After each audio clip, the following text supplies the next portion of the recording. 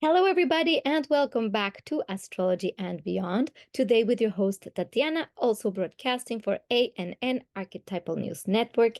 And today, I will be speaking about the upcoming solar eclipse in Aries, which happens April 8th. So, why talk about that and not everything else? Because basically, this first half of the month, as we are sandwiched in between the two eclipses, the lunar eclipse that we just had in Libra on March 25th and the upcoming solar eclipse, this is a very important time to pay attention to what's going on inside of you and around you, especially in your relationships. Right in. Oh, but before we dive in, because it is such an intense eclipse, this is not just a kind of an eclipse. It's very packed. Could be very positive, very healing for a lot of people. Um, I am offering the transits reports, the transits readings at 50% off for the month, and I'm going to be specifically targeting the eclipse. Anybody who identifies with some of this information and it's going through a rough time, I would say it's totally worth understanding how this eclipse is going to affect you and your personal transits and in your personal life. So just check that out. It's 50% off on the transits reading because the eclipse is part of the transits. And also for the solar returns for Aries people. And why? Because Aries people, this eclipse, might be a huge life changer for you. Very, very big new beginnings in significant ways. So if your birthday is in the Aries scope of life, then solar returns are also 50% off for the month of April for Aries people. Okay, so let's dive in. With that being said, let's share the screen. And by the way, I would like to ask my lovely viewers, um, because I received a comment that was very positive from one of the lovely viewers about sharing too much of the chart and very little of my little face over here. So I would like to hear from you what you think about the ratio of how much chart um, to talking head do you prefer. I am always evolving and I love your comments and I take your feedback. So I will be including a little bit more of my talking head this time, and let me know how you feel about it. The reason I share also the charts is also because for those wanting to understand more of the technical aspects, I know there's a lot of people interested in learning astrology as well. So this is a good, first little stepping stone. Anyway, that being said, let's start with eclipse. So the total solar eclipse. So this eclipse is a solar eclipse. As we know, eclipses, the lunar eclipse is when the Earth stands between the sun and the moon. And the solar eclipse is when the moon here, it's blocking the rays of the sun. And therefore, that's why we just see this from Earth. Okay. So basically, that's what happens during eclipse times. And it's also because it is a new moon. A solar eclipse is a new moon, but it's not just any new moon. It's when the new moon is near the nodes of the moon, north node or south node, then we have that as a solar eclipse. So solar eclipses are big, big, brand new moons. And I would like to share a little bit about why it's so important. Eclipses can be either underrated or overrated, depends on your perspective. I believe that the evolutionary path, and as an evolutionary astrologer, this is the way I see it. The North Node really is a point of destiny that is making these spirals into a collective and personal evolution. So I'm going to put like a little simple, kind of silly example. But let's say the North Node in your either personal life or as a collective. Let's say in a personal life, your North Node is, let's say it's in Aries or wherever it is. The North Node is like that acquired taste, let's say you're so used to apples, that's the South Node, you have eaten apples, you know how to prepare them, you know how to eat them, you've done apple pie and apple crust and apple juice and apple this and apple that, and you know apple really well, right? So you eat it, you bake it, you know it, you're the master of it, and well, your soul is hungry for more, for something different in this lifetime. So the South Node is not about completely dismissing or disregarding that you have acquired as gifts and knowledge and soul growth. The South Node is more about really taking those gifts, but not making it the focus or priority. This lifetime, your North Node is that acquired taste. So they put a pepper in front of you and you're like, no, thank you. I'm gonna eat apples. I know how to bake them. I like them. I'm gonna stick to my apple. But there's the pepper. And your soul wants to understand the flavors, the preparation of the pepper. But you're gonna look at it and you're gonna go, no, I don't know. I don't know how to do it. I don't even like the color or the smell. Maybe not, right?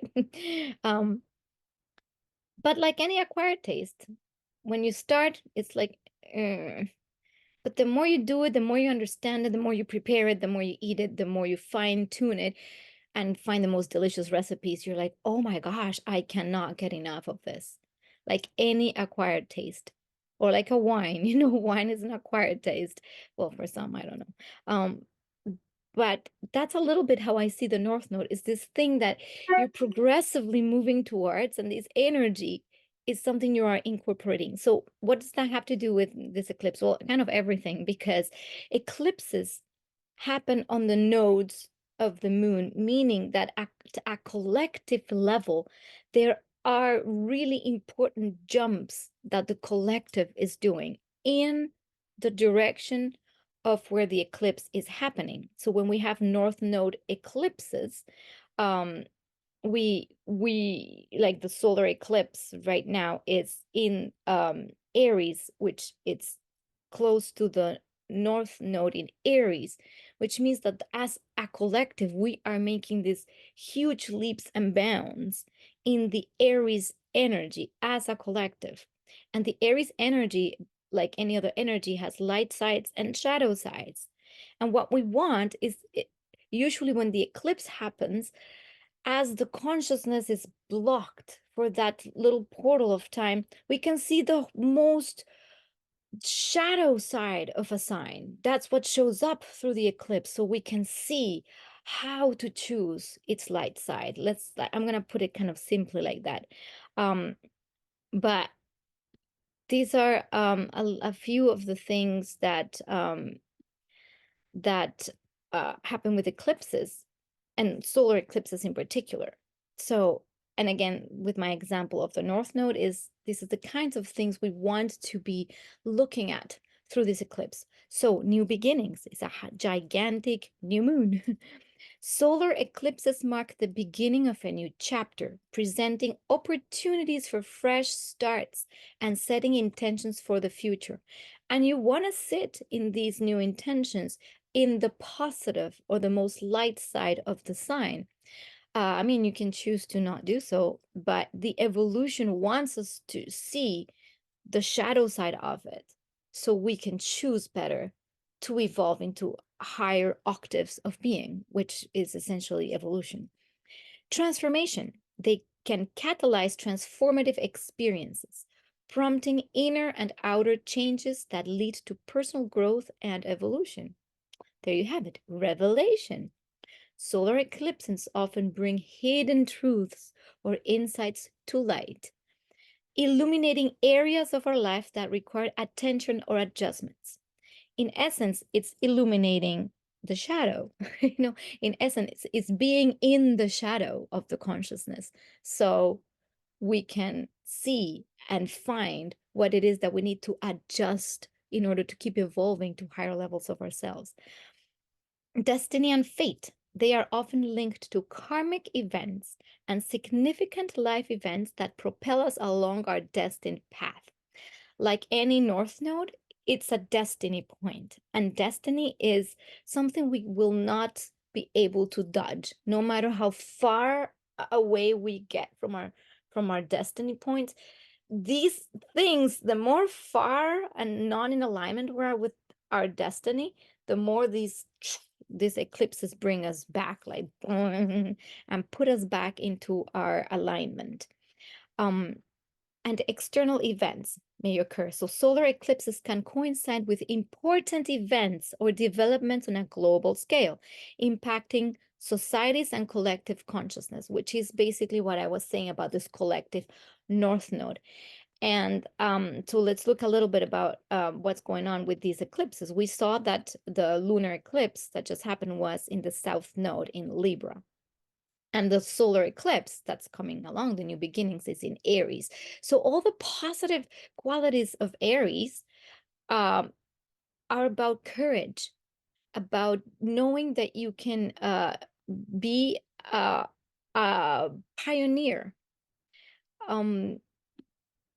pioneering energy, warrior energy, but in the best sense of it, you know, being brave, courageous, curious, trailblazers, you know, so the people that are going to be leading new movements, you know, are going to be well, a lot of the Aries people in particular, for whom this eclipse is going to be really important, will maybe step in leadership roles in where they will be required to be very brave and take action. Aries is all about action and moving forward. It's not about, you know, thinking 10 times. So that's Libra, asking every single person, do I do this? Do you like it? Should I do it? You know, no, that's Libra. No, we're moving into Aries energy. Now, what is the shadow of Aries? The shadow of Aries is aggression, impulsiveness, uh, completely mindlessness, just disregarding everybody else, just plowing ahead without seeing where we're stepping,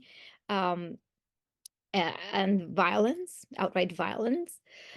So in a time in the world where we are seeing a lot of conflict, like war, conflict, aggression, this might be amped up a notch.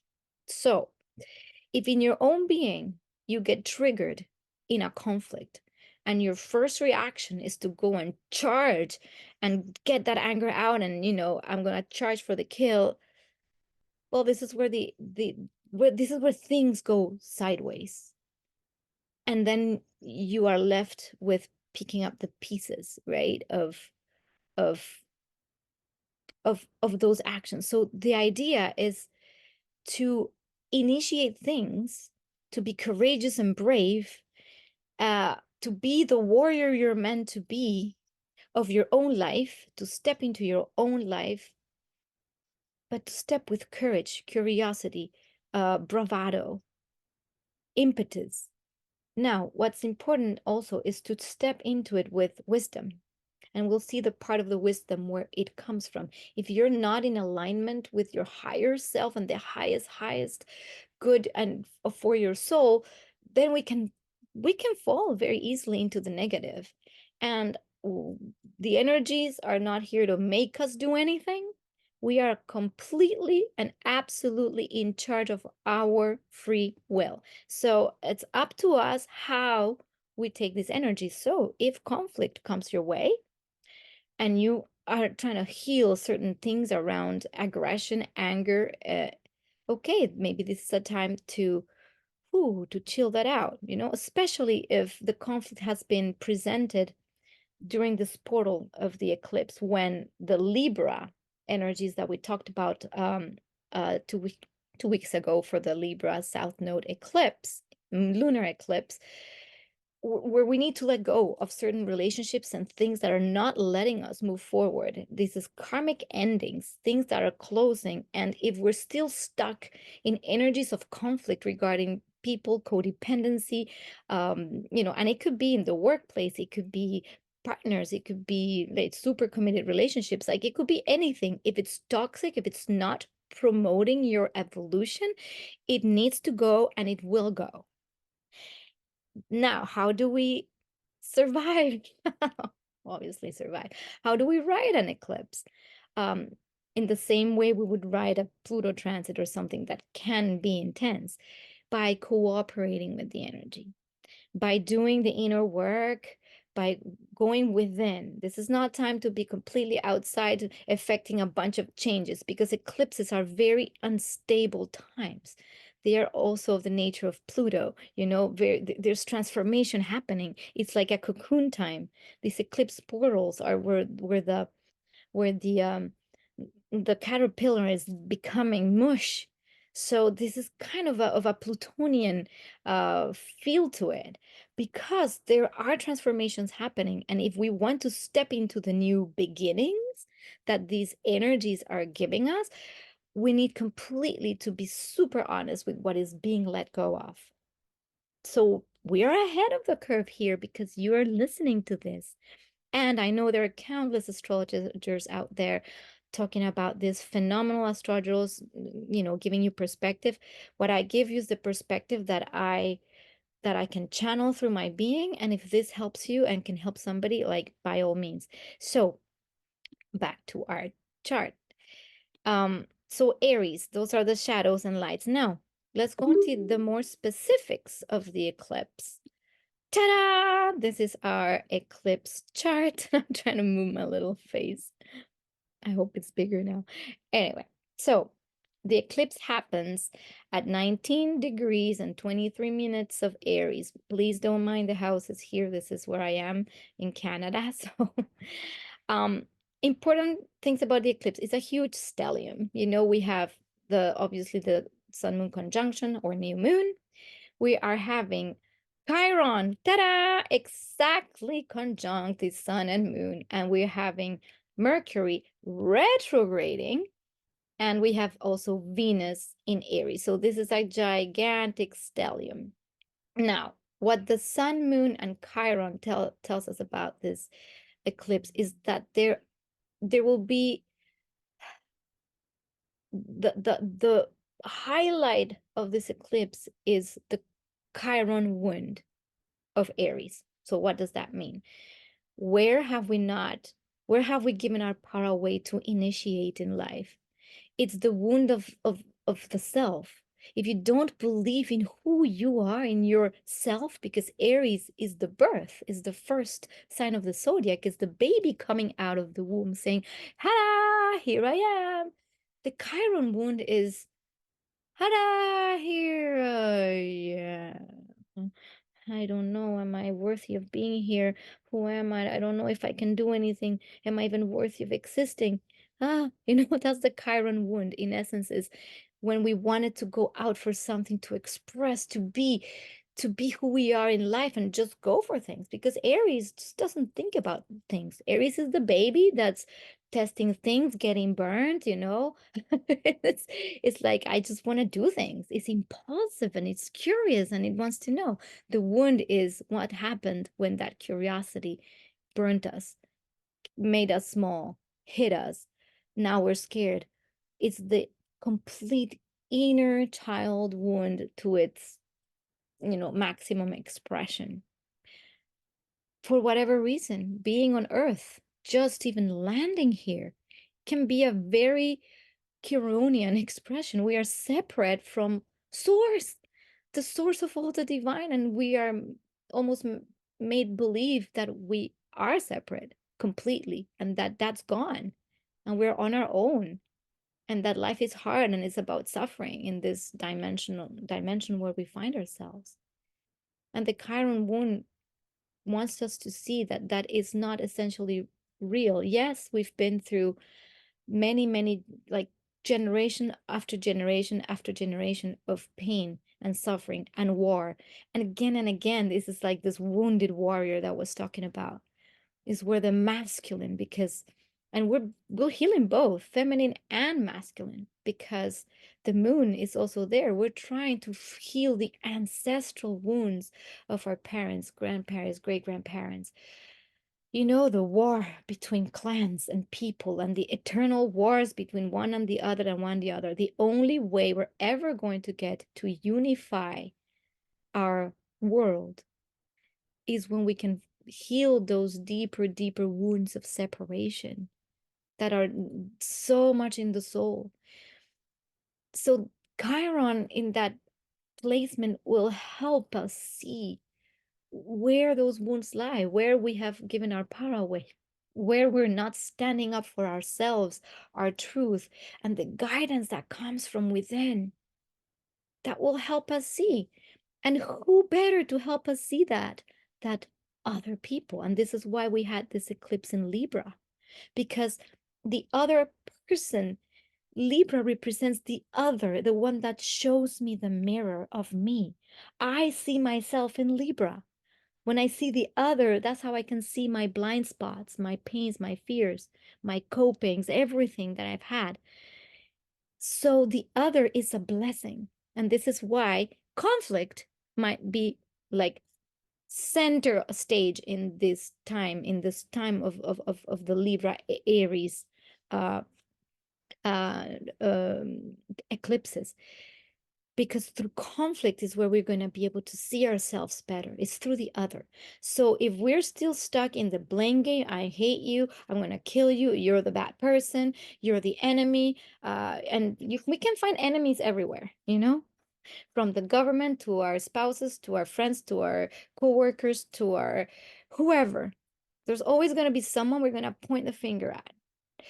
Now, what the intention of this eclipse is, well, if I cannot see myself, and this is more the previous eclipse, if I have seen myself and I can understand what are the things that I am changing about myself, and I'm releasing this wounding, then when the solar eclipse happen, we might see even more intensification of not being able to feel who we are, to finally say, this is who I am, and I love myself, and I'm going to step with courage into my own path. I'm not going to live somebody else's life, and I'm not going to fall into the web of all the energies that are trying to steer me everywhere. This is really about stepping in and taking that opportunity. And we will see it, and each person is going to be affected in different ways. But especially Aries people, you're going to be like majorly affected. Aries, Libra, Cancer, and Capricorns. Oh boy, are you going to be feeling this eclipse in your lives. So again, it depends. Each person is different, and it also depends what this eclipse is touching you. Not only the area of life or the house, but if you have planets, angles, like the sun, like if you have the sun in Aries, moon in Aries, or in any of the personal planets or any of the angles, rising, fourth house, seventh house, or 10th house, this is going to be speaking to you majorly as a new beginning that requires a healing process first. And you can also become healer for others when you step on your path with courage and you defy that fear that stopped you from going for what you wanted, you know? So go back into your inner child, go back inside and find it. Now, who's going to help us do that? Mercury retrograding. Because Mercury, the ruler of the mind, the understanding, the way we understand life and reality is Mercury. That's the mind. That's why when we communicate, we communicate from our concepts of our understanding of reality. That's why Mercury rules communication, because our understanding of reality is how our mind processes information, and not everybody is the same. Now, this Mercury is a Mercury that wants, it's assertive, it's clear cut. Mercury in Aries is no bullshit. It's not going around writing poetry. It wants to understand right now and cut to the chase and make this fast. Aries is really fast, like that motorcycle. Zoom. you know it's fast. So in the retrograde period, there might be a lot of self-reflection, because Mercury, as it retrogrades through Aries, is going to be helping us either by bringing also things from our past. It could be from memories to people from our past, or people that with whom we have not closed chapters. And a lot of the times, Mercury will help us understand where the wounding comes from. So anytime we have Chiron involved in anything, I would say deep self-reflection meditation or even therapy are crucial. So this eclipse could be a very healing time, not without the pain first of seeing the wound, because we cannot heal a wound by just ignoring it and pretending it's not there. When we open it, it's going to be yucky and painful. But when we baby it by looking at it and not by rejecting it, that's when we can start soothing and becoming the healers, of our, not only of ourselves and our life, but also of entire lineages. And this is serious. And again, this is the beyond speaking, okay? I know I've probably talked about this multiple times, but I'm just going to say it again. When one person goes inside to shift their reality, their perspective, their world, their wounds, that at a quantum level ripples forward and backwards. Obviously, time, it's not really linear, but let's say if one quantum particle is entangled with another quantum particle, if I change this one, well, this one changes. So guess what? This is the spooky action at a distance, for those who like quantum physics. When you change something completely, a pattern of your life, and you completely shift it, it heals your whole lineage backwards and forwards. Now, a lot of the time we don't do this consciously, or we just never do it. The invitation here is to do it. Go and see where have you not been brave to be yourself and do what you really want to do. This is what I will call the selfish the selfish eclipse.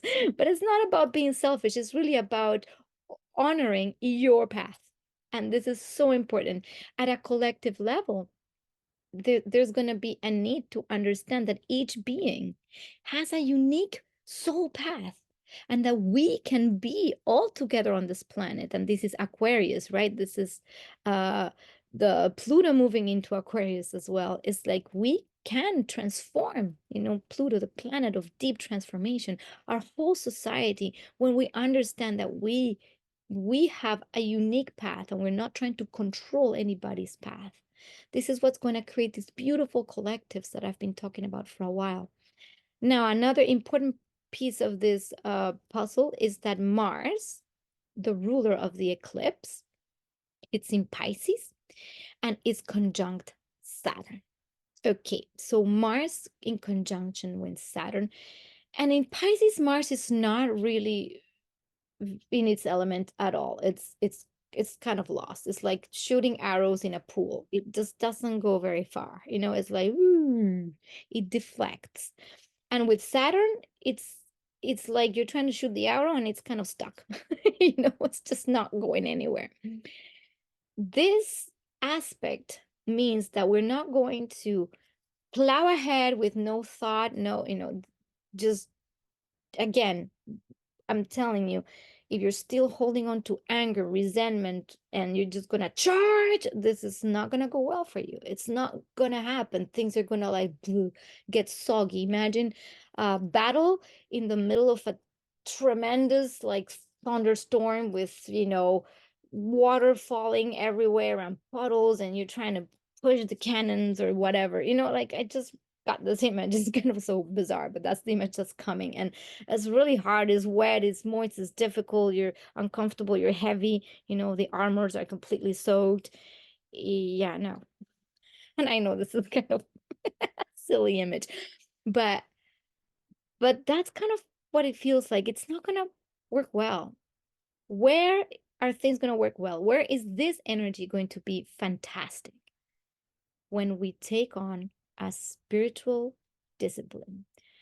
Saturn, the discipline, the one that creates boundaries and forms and lands, things, and grounds structures. In Pisces, it's like the containment of the waters, the inner waters of the consciousness, the inner waters of the emotions. And with Mars, if we give it a little bit of focus and we go and dive deep within, you see, this is the deep diver, then this energy is going to be fantastic. This is the energy for sitting in a deep, long meditation, to inquire, to inquire where in our ancestry there has been something or where we have not been able to move forward with. So that's one possibility. The other possibility of this Mars Saturn is the so it's not just the inquiry, but it's also anybody wanting to, let's say, this just came through, like, if you're looking for enlightenment, well, you gotta work for it. Well, I don't know exactly how that works, but it's more like you need to trust that there is a pathway, that there is a path towards spiritual enlightenment, and many, many masters have walked this earth, leaving sacred ancient texts. And this is why we might see the unearthing of many, many ancient wisdom coming into our awareness to say, follow that. You see that? That's something. It's already laid out. You gotta just go and practice. Is the practice of the Tai Chi, you know, is the practice of the and not even, yeah, it's like a martial art that is rooted in spirituality. That's why I see Tai Chi, it's just Qigong, gather, like it's like the Shaolin monks. They're not just like sitting only in meditation. They meditate while they gather energy, and they understand the the the inner works of energy. So this is a great, absolutely phenomenal time to start a spiritual practice if you don't have one yet. And if you do, just dive deeper, because this is going to give you enormous tools for resilience, and resilience within a world that might seem like it's collapsing and crazy and on the verge of explosion. Because Aries, we might see a lot of the anger, the war, the fear, all of that will come up. So when that happens, who are you? How do you keep your center? And how do you keep knowing and rooted that there is something much bigger? This is the Pisces realm. Something much bigger that is driving the show. And it's not you. It's not your little ego. So people that are still really stuck to their ego desires, this eclipse is going to go ping, ping, ping, ping. Okay. So this is a little bit of that energy. Now, obviously, this eclipse is happening also as this conjunction of Jupiter and Uranus is coming closer and closer and closer to being exact. So this energy field is already active. So pay attention when I'm going to talk about the houses, what area of life, these new beginnings, where healing can appear for you, where you can be propelled into something new, is going to happen. The previous house is where let's say, the spiritual side of it is coming through to give us insight. Now, the other part of it is like, because Venus is sextiling Pluto during this eclipse, in this sandwich of eclipses, it will help us transform our relationships if we really look for it. Sextiles are not just a given, but if you willingly go into the conflict, not to create more conflict and hatred, go into the conflict to find resolution and healing, and do whatever it takes to access your heart, your compassion, your highest version of self, and there can be enormous healings. So in your families, for instance, people that are fighting with their spouses, or there's family dramas with siblings and things like that. Also, co-workers, people in your immediate environment that you work with. It could also be people you live with. Anyone, everyone at this moment is a magnificent opportunity for healing ancestral wounds. So, and when this conjunction happens, the next house over, there's going to be a massive expansion in the Taurus house of your chart. So all right, so that's it for the summary of the eclipse, and I will probably be doing a separate video for the horoscopes, which is each how the eclipse is going to affect you directly. And yeah, so wait for that, because it's another whole big piece, and I don't want to take up too much time for this one. So we will go into the horoscopes in the next video. So stay attentive to that, and I will see you very, very soon. Please feel free to like, share, subscribe if this is giving you some kind of insight. At least you already know what this eclipse is going to be about. Blessings.